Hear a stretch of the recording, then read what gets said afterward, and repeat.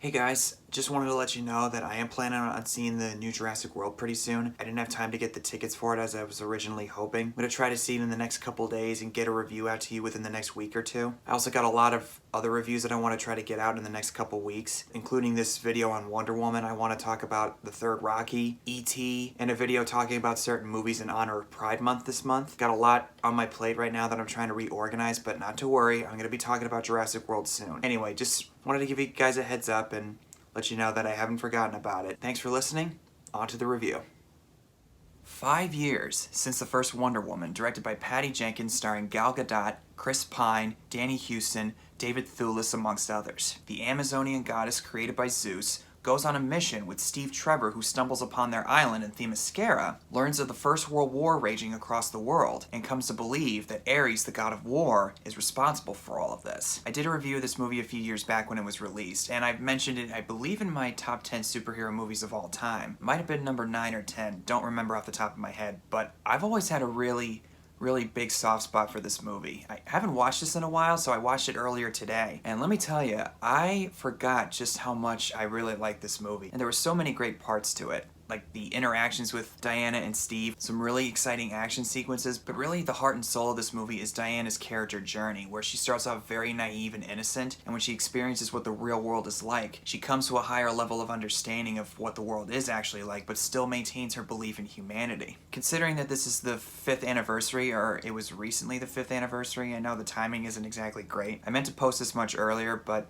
work and life obviously got really crazy, so had my priorities to take care of, but hey, better late than never, I suppose. But I thought, why not take a look back on Wonder Woman and go more in depth with it, because my reviews at the time I didn't really consider to be the greatest, and I feel like I have a little more to say now that we've had some time to process the DCEU after what we went through with the Justice League and all the other stuff, like with Ben Affleck leaving the project and all that stuff. But Gal Gadot's still around as Wonder Woman, and apparently they are doing a 3rd movie. Hopefully that's good, because the sequel, we'll save that for another time. And let's get the obvious out of the way. Yes, I do have a Wonder Woman shirt. I bought this a few years ago, and up until now I hadn't worn it yet. I hesitated at the thought of wearing this. I thought, do I really want to do that? And then I said, screw it, yeah, why not? If there's guys out there that would say that makes me look less like a man, well, sorry to disappoint. And I've talked a little bit about it on my social media pages. Gal Gadot. Whew, oh my. I hope and pray that one day she shows up at a Comic-Con not too far from my house, because if she's going to, I will drive over there in a microsecond. Now, I haven't seen most of her stuff outside of Wonder Woman, but from what I can tell, I think she's a really good actress. And I follow her on social media too. I don't know her personally, obviously, but from what I can tell, she looks like a really nice and down-to-earth lady. Wonder Woman was already iconic before she stepped into the part. She's played a huge part of making this character even more relevant, and thanks to her, I'm now a Wonder Woman fan. I don't know a whole ton of the comics and everything, and I'm sure that some of you guys who are watching this, you'll probably give me some insight on like what the comics are like and everything. All I know is what I've seen from the movies.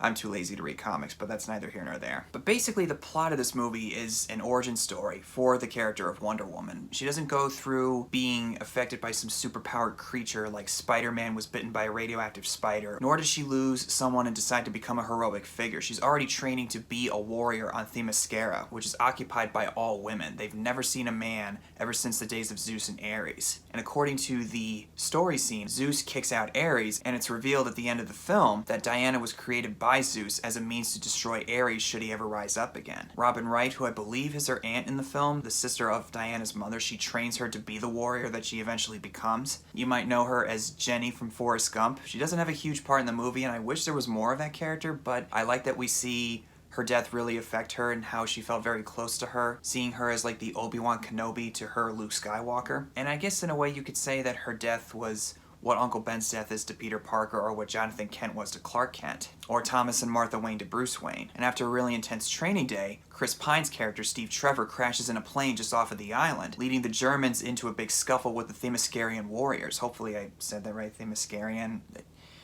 Please don't kill me if I mispronounce that. Just politely correct me in the comments if I'm wrong. And then we learn that Steve Trevor is a spy, or an American soldier for the American Expeditionary Force, and was on a mission to uncover some intel on poison gas. And he has to get back to his superiors when he realizes that Danny Houston's character, who's a German General Ludendorff, is in cahoots with Dr. Poison. They don't really amount to anything, except for Dr. Poison, who I guess had some emotional weight to the climax, considering that she was a victim of Ares' manipulation. When you watch the movie knowing what the twist is, at least for me, I really could not care less about these two characters anyway. Upon rewatch, seeing Chris Pine reacting to the swimming pool, I wish that we saw more scenes of him actually reacting to what's going on in Themyscira, because clearly I think any normal person who would walk into that island would basically say what he says. I don't understand what any of this is.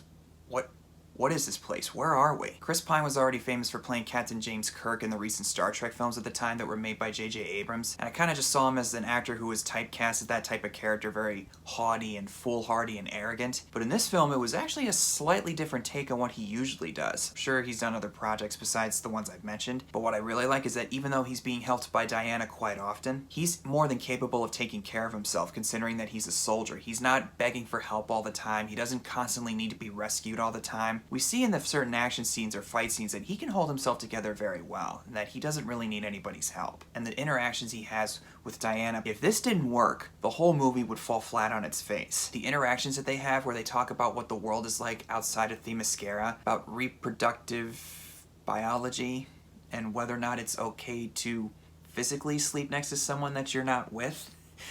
It's one of those awkward conversations that you or I would never really think much to talk about, but when you talk to someone who doesn't really know anything about that, like as far as everyday life, it makes for some of the film's most interesting and compelling scenes. Those little things that you and I would take for granted. You don't sleep with women? No, I mean, I do sleep with women. I sleep with... Yes, I do.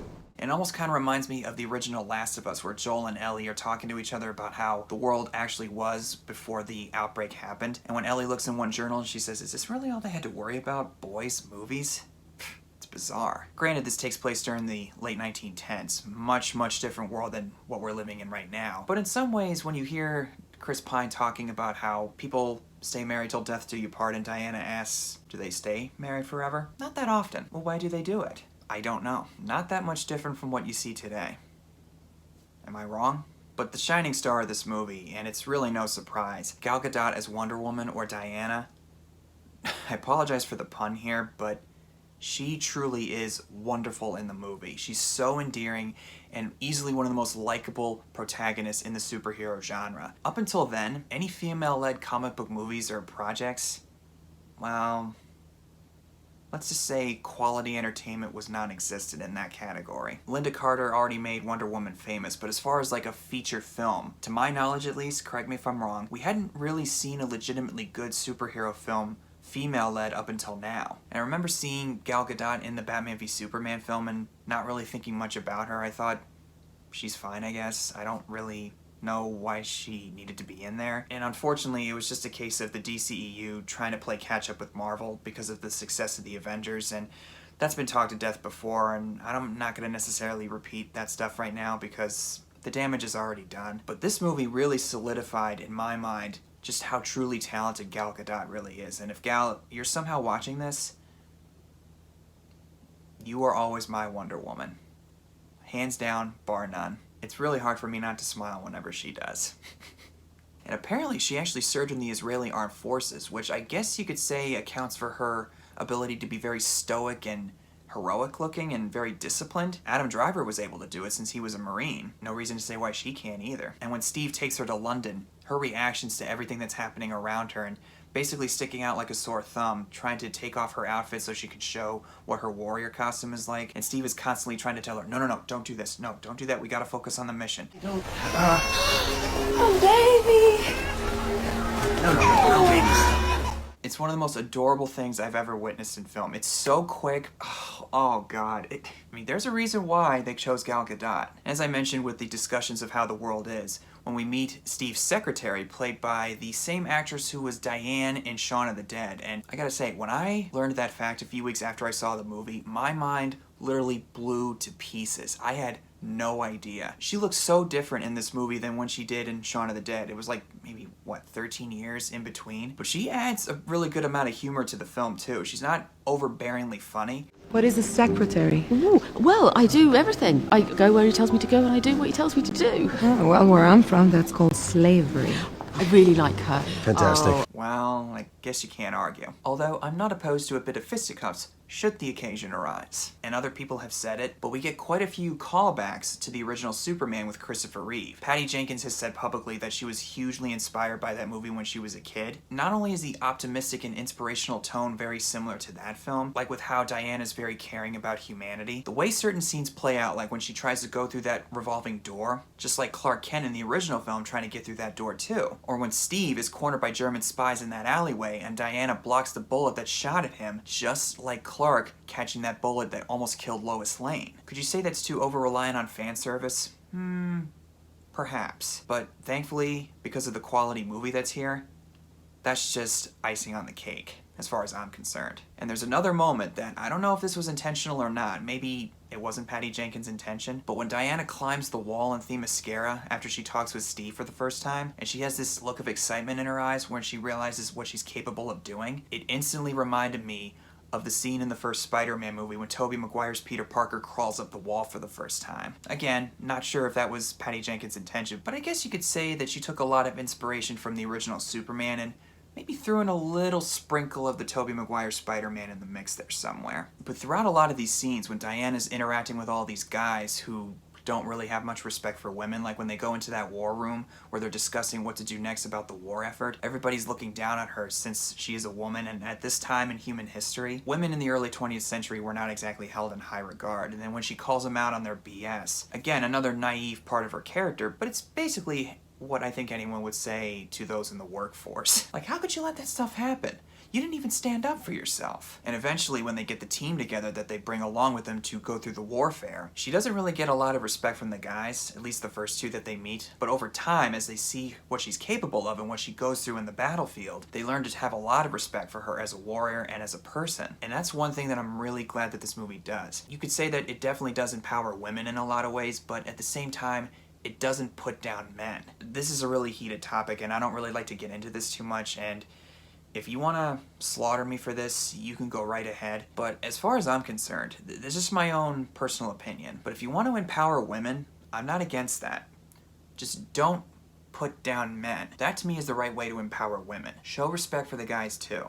And thankfully, this movie does exactly that. The one scene where it could have easily come off as very ham-fisted and very political, the scene where Steve says, "You can't cross that barrier, that's no man's land. No man can cross it." She could have easily said something like, "Well, I'm not a man, so I can cross it." But she doesn't say anything like that. No, but it's what I'm going to do.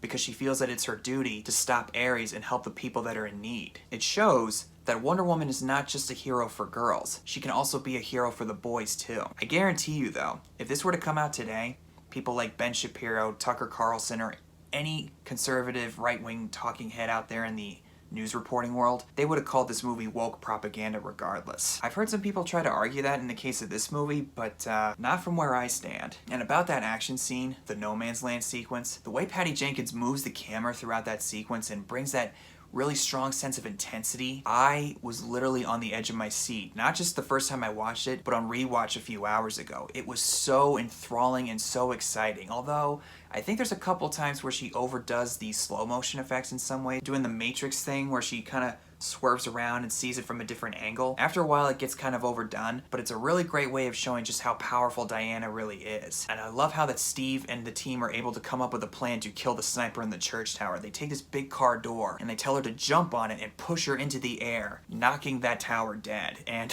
I think it's safe to assume that, yeah, we don't need to see the body. That guy's gone. And I have to admit, I didn't really love the Wonder Woman theme the first time I heard it in Dawn of Justice. After a while, thanks to this movie, it's kind of grown on me. It's not really a standout musical score like Danny Elfman for Spider-Man or Bat, but every once in a while that rhythm still plays into my head, the whole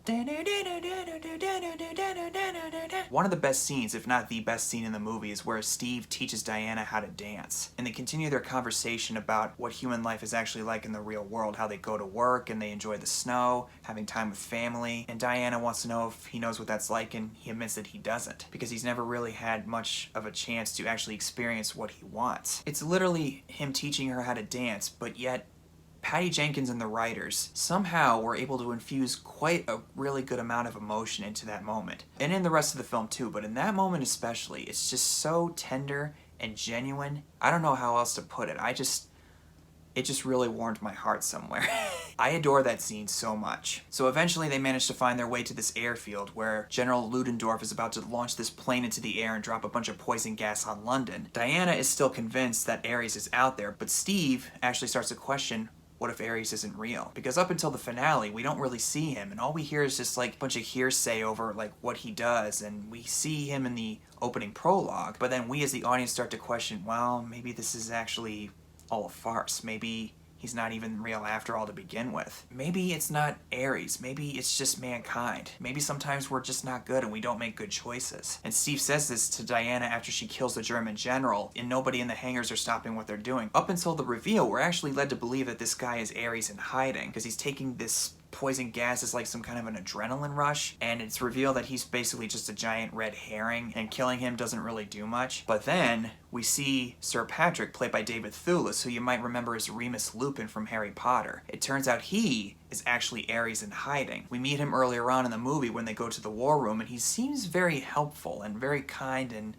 very friendly and willing to help out anybody. But instead of calling himself the god of war, he calls himself the god of inspiration. I don't make people decide on this stuff. I just whisper the ideas in their mind, and I set the stage, causing them to do the things that they do. Basically reinforces what Steve said about humankind earlier, leading to the big climactic battle between him and Diana. And Steve sacrifices himself by stopping the plane, shooting the poison gas on the plane, causing it to explode. Diana's response is so heart-wrenching. Almost kind of reminded me of Scarlet Witch's reaction in Age of Ultron when Quicksilver is shot. Or when Harry Potter loses Sirius at the hands of Bellatrix Lestrange in Order of the Phoenix. But in the scene where he says goodbye to her, we see some of it, we don't really hear what's being said, but then after he dies, right before she has the opportunity to slam the tank on Dr. Poison, we get to hear what he said to her.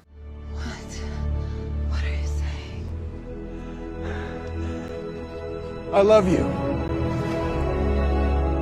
I gotta admit, when that happened, it got me. You'd have to be a robot to not feel at least some kind of an emotional attachment to these characters. But right when Ares is telling her to slam the tank on Dr. Poison, and we see her with that deformed face and how she's looking at Diana begging her not to do it, Diana starts to realize that no, she made all these bad choices, but she's basically a victim of your manipulation, buddy. And even though she's come to this higher level of understanding about what humankind is like, she still retains her faith in humanity. They're everything you say, but so much more. Could you say it's kind of cheesy?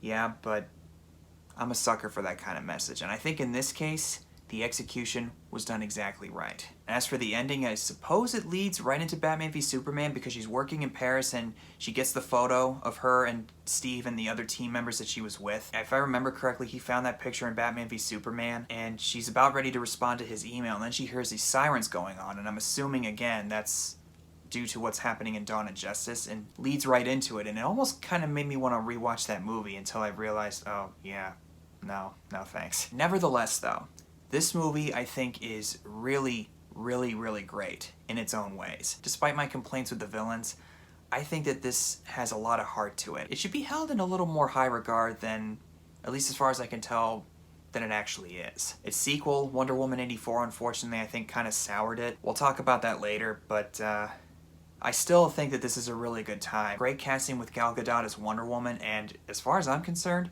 it's right up there for me with the best superhero origin movies, like the first Spider-Man movie, Batman Begins, and the first Iron Man. And the fact that Patty Jenkins is coming back to do a third Wonder Woman, I'd rather see her doing it than somebody else, because she clearly has an affinity for the source material. And in a way, you could say it's like Sam Raimi with Spider-Man and Chris Nolan with Batman. It's not too often that we get the same director for an overall series with a certain superhero. So thanks guys for watching. Comment below and tell me what your thoughts are on this movie. Love it, think it's alright, or do you hate it, or you just don't care for it? Either way, let's try to have a nice discussion about it, because we could definitely use more of that in today's day and age. I'll see you guys in the next one, guys. Take care.